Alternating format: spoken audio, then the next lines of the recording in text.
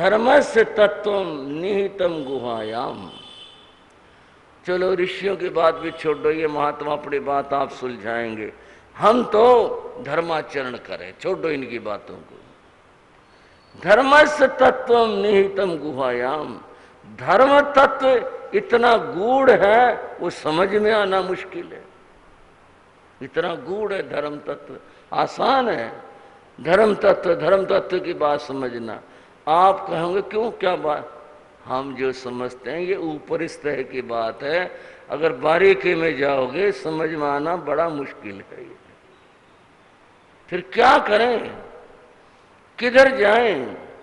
जिधर भी देखा उधर ही उलझन, उधर ही समस्या है। तो कहा महाजनों ये न गत सपंथ है। महापुरुषों का जो आचरण हम सुनते और देखते हैं, किनका आचरण भाइयों?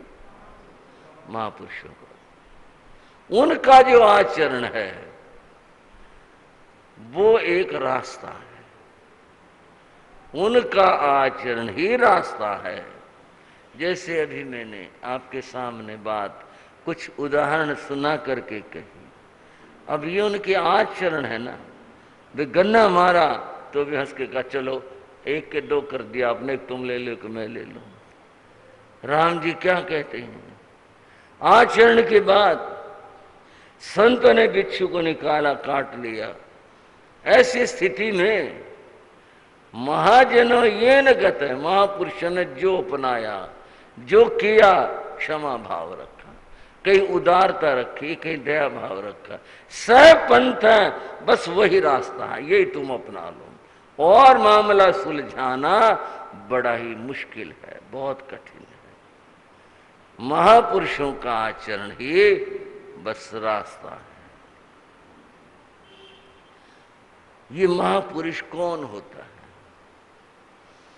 किन्हीं कपड़े विशेषों से कोई व्यक्ति महापुरुष बनता है, किस चीज से उसको महापुरुष कहा जाए? महापुरुष कौन होता है, किसे कहा जाए? किसी विशेष वस्त्र भूषा से, कोई वाणी से, किसी और बात से? क्या उसका लक्षण है जिसे यूं कहे भाई ये तो महापुरुष है? बंधु, महाभारत में महापुरुष के लक्षण बताए, वो बड़े समझने के हैं तो श्लोक में, पर मैं आपको वैसे बताता हूं। क्या बात बताई? सबसे पहली बात बताई अनिंदा। अब आप उत्तर दो, क्या बताई? नहीं समझ आए? अनिंदा क्या कहा? किसी की निंदा नहीं। महापुरुष किसी की निंदा नहीं करते, उत्तम व्यक्ति किसी की निंदा नहीं करते।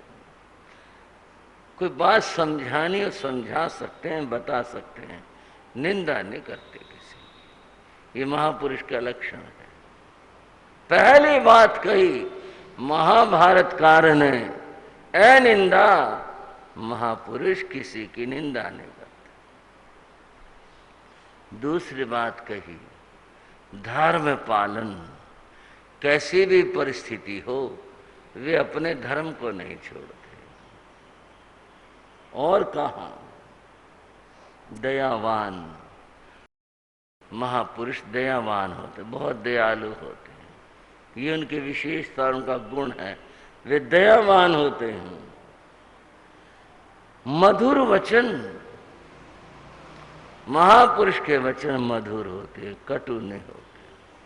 तर्क तो बहुत सारे समझाने के लिए, करने के लिए, ये सब बातें। महापुरुष की अपनी विशेषता, उसके वचन मधु वचन, मधु शहद से भी मीठे होते हैं, ये उनकी विशिष्टता। अतिथि सत्कार है, जो कि पास में आता है, समीप में आए हुए का वे सत्कार करते हैं। सहिष्णु, प्रतिकूल बात होने पर, जो मन के विपरीत है, सोचा कुछ था, चाहा कुछ था, कहा कुछ था, कर दिया कुछ, हो गया कुछ, बना दिया कुछ, ऐसे विपरीतता में जो सहिष्णुता रखी। चलो भाई कोई बात नहीं, ऐसी स्थिति के अंदर विपरीतताओं में जो सहिष्णुता रखे और निरंकार। लोग तो भाई बहुत बड़ा आदमी है, और बड़ा आदमी तो है, महापुरुष तो है, पर ये क्या कह रहे हैं, निरंकार। अगर उसमें अहंकार है तो महापुरुषत्व नहीं है वहां पर। निरंकार होना, ईर्ष्या रहित होना, अपने वचन पर पूरे दृढ़ रहना, सरलता, मृदुता, ये महापुरुषों के गुण होते हैं। ये जिनमें है वो महापुरुष है। अगर ये गुण नहीं है तो व्यक्ति महापुरुष नहीं हो सकता। और इसी चर्चा में अंतिम बात कहता हूं, महतामि सर्व अथवा जना दिगम।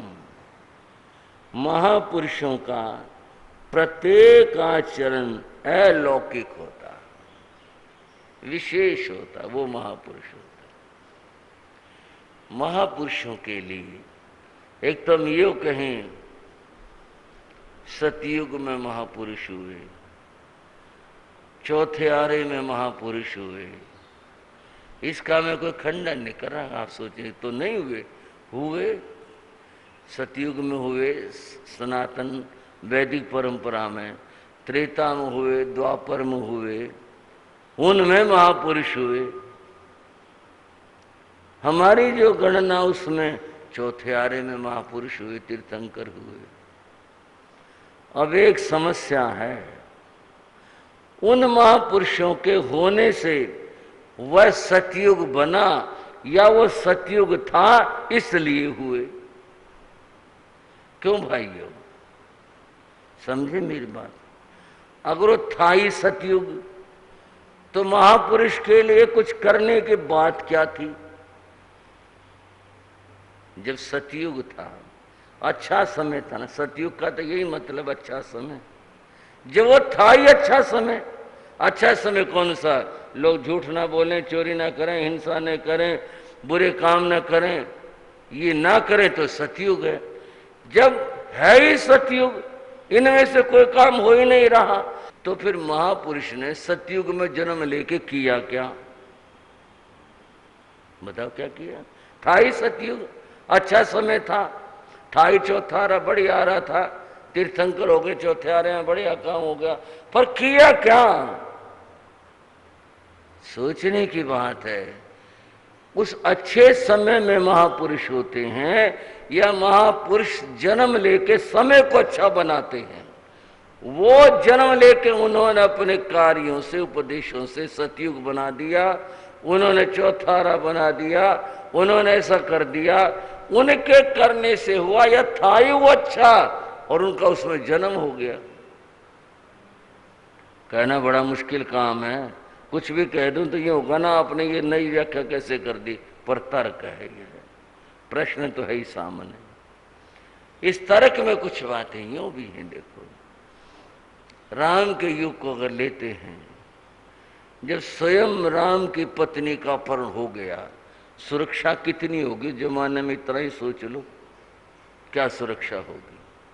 महावीर का जमाना चौथे आरे का जमाना था, और चौथे आरे के लिए हम ये कहते हैं बस हमारा जन्म भी चौथे आरे में हो जाए, हम भी मोक्ष पा जाएं, हम ऐसा हम कामना करते हैं। और चौथे आरे में कितनी हिंसा होती थी, यज्ञों में कितने जीव मारे जाते थे, नारी की क्या स्थिति थी, मनुष्य की क्या स्थिति थी, कितना बुरा समय था। एक और बात कह दूं, आज तो लोग कलयुग कहते हैं अपने आप में, मन नया कोई अवधारणा नहीं दे रहा, सोच के बात है, सतयुग है। एक घटना घट जाए, पुलिस की गाड़ी आ जाएगी, दुनिया इकट्ठी हो जाएगी, अखबार रंगे जाएंगे, यूं हो गया। और तब इतना कुछ हो जाता था, मनुष्य मार दिए जाते थे, कौन पूछता था? कुछ नहीं। आज का समय जिसको कलयुग कहते हैं, आज के समय में बंधुओं, ठीक है उंगलियां बराबर नहीं हैं, लेकिन आज फिर भी आदमी अगर भूख से मरता है, ये उसकी अज्ञानता है। सरकार अनाज देती है, घर बैठा रहो, पड़ा रहो, तेरे से कुछ नहीं होता, जा करके बस तो अनाज लिया, कार्ड दिखा करके 1 महीने का राशन फ्री होगा। बताओ जी कौन सा युग था जिसमें इतनी सुविधा मिली हो आदमी को। कार्ड बनवा लो, फ्री इलाज होगा, अस्पताल में चले जाओ। बताओ कितनी सुविधा है। कहते मार के बाद पुकार नहीं, पुकार ऐसी है कोर्ट में जाकर आदमी खड़ा हो जाए, कितना भी कोई अपने आप में ताकतवर बन रहा और दूसरा आदमी कितना कमजोर हो, कोर्ट में जाए पीछे लाइन हाजिर होने के बाद में अच्छे अच्छों का नशा उतर जाता। कोर्ट ऐसा मामला है। कितनी असुविधा आदमी को। फिर आप कहोगे फिर तो आप इसी को अच्छा बता रहे। अच्छा इन सब बातों में है, पर धर्माचरण करो। अगर ये सब पाने के बाद भी पापाचरण किया तो फिर क्या हुआ? इसका उपयोग किया, दुरुपयोग किया, क्या किया? बंधुओं, फिर उस बात को कहता हूं, महापुरुष जन्म लेकर के बुरे और बिगड़े जमाने को अच्छा बनाते हैं। ये महापुरुषों की विशेषता है। महावीर भगवान ने उस समय जो हिंसाएं थी वो हिंसाएं बंद करवाई, तब वो अच्छा समय बना। नहीं तो महावीर के जमाने में जितनी हिंसा थी उसकी तो कोई सीमा ही नहीं हो सकती। इतना इतना बुरा हाल था दुनिया में, इतना कुछ था। महापुरुष करते क्या हैं? जन्म लेकर के अपना स्वयं और पर दूसरे का कल्याण करते हैं। ये महापुरुष की बात होती है। तो मैं व्याख्या कर रहा था, महताम ही सर्वम अथवा जनादिगम, महापुरुष सबका भला करते, ये उनकी विशेषता। मैं चर्चा करने चला था उन पूज्य गुरुओं की जिनका हम सुमरण करते ही रहते हैं समय समय पर, और एक उत्सव के रूप में गुणगान कर रहे हैं। क्या था उनका व्यक्तित्व, क्या विशेषता थी, क्या खास बात थी? वो थोड़ी सी बातें आप कुछ सुनो, क्या विशेषता थी। गुरु योगीराज गुण गाले, चरणों में शीश झुकाले। गुरु योगीराज गुण गाले, चरणों में शीश झुकाले। ग्राम बड़ौदा में जन्मे थे, ग्राम बड़ौदा में जन्मे थे। सुख दयाल लाडो हर्ष थे, सुख दयाल लाडो हर्ष थे। कुल दीपक उजियाले, चरणों में शीश झुकाले। हाँ कुल दीपक उजियाले, चरणों में शीश। बात तो शुरू करनी होगी। व्यक्ति कहाँ जन्मा, कौन से समय में हुआ, ये दो बातें तो परम आवश्यक होती हैं। और तीसरी बात फिर होती है माता पिता। हरियाणा प्रदेश, वहाँ का जींद जिला वर्तमान का, उससे 15 किलोमीटर आगे की ओर एक गांव जो सड़क के बिल्कुल मुहाने है पर है, नाम है बड़ौदा। कई बार पहले भी लिया है, सुना हो है आपने, और बहुत सारे व्यक्तियों ने गांव देखा भी होगा। बड़ौदा नाम से और गांव भी हैं, और गुजरात का बड़ौदा तो बहुत फेमस है, पर ये तो हरियाणा का एक गांव है। छोटा तो नहीं कह सकते, अच्छा बड़ा गांव है, ठीक है। जैसे गांव होते हैं वैसा ही गांव है। मैं बता रहा था आपको, गांव की बात बता रहा था। ये जो गांव है बड़ौदा गांव, जींद से आगे, यह है जानकारी से, वैसे जाति से कोई मतलब नहीं होता, पर जानकारी तो एक चीज है, जाटों का गांव है। जमींदारों में जैसे और जातियों के गोत्र हैं, इसी तरह से ये जो गांव है ये चहल गोत्रीय जाटों का गांव है। दहिया और चहल ये सबसे बड़े गोत्र है इनके जमींदारों के अंदर। चहल गोत्रीय जाटों का ये गांव है। और यूं गांव है तो सारी जातियां रहती हैं, अग्रवाल भी रहते हैं और जातियां भी रहती हैं। गांव में तो सभी रहते हैं तभी गांव बनता है, एक जाति से तो कैसे काम चले। इस गांव में चौधरी गंगाराम रहा करते, नाम था गंगाराम। गंगाराम के 3 बेटे थे। सबसे बड़े बेटे का नाम महाराम था, दूसरा सुखदयाल था, तीसरा कन्हाराम था। 3 पुत्र थे। बड़े 2 बेटों के विवाह हो चुके थे।